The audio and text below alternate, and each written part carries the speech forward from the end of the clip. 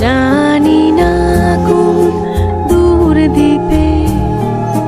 নক্ষত্রের গভীর সুখ আমি দেখেছি পৃথিবীর মুখ কল্লোলিনী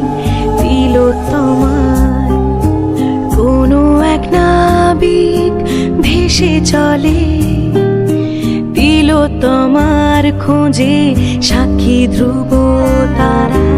ঋণী আমি সেই নাবিকের কাছে যে খুঁজে এনে দেবে তিলোত্তমা।